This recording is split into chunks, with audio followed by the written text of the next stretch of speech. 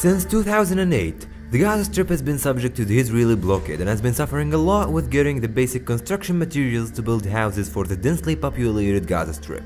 The suffering continued as the first aggression in 2009 and the second aggression in 2012 took place in Gaza. Thousands of people have become homeless, and housing units in Gaza were not sufficient for them. 15,000 houses have been completely or partially destroyed during the 2009 Israeli aggression in Gaza alone. It's been a disaster since then, and the authorities have been working day and night to provide houses for those who have become homeless. Many housing projects started since the 2009 aggression.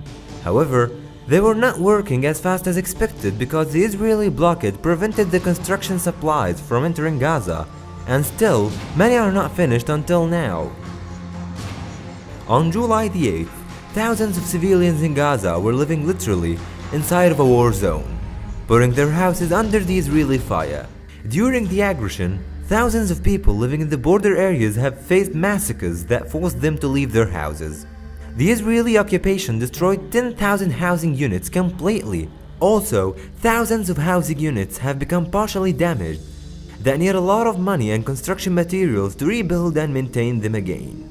Moreover, what got the situation even worse was the intentional targeting of 3 of Gaza's biggest towers, which caused a serious problem.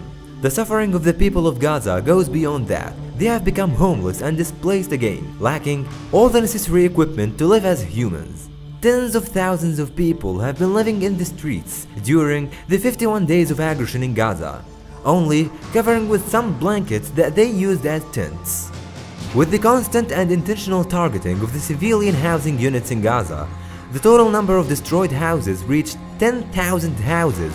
Also, there are 14,700 units destroyed partially, but unusable unless they get some serious maintenance. 45,000 housing units have been damaged partially, but they're usable to some extent and need some maintenance. Al Zafar, El Basha and El Itali are 3 towers that have been brutally and intentionally targeted and leveled to the ground.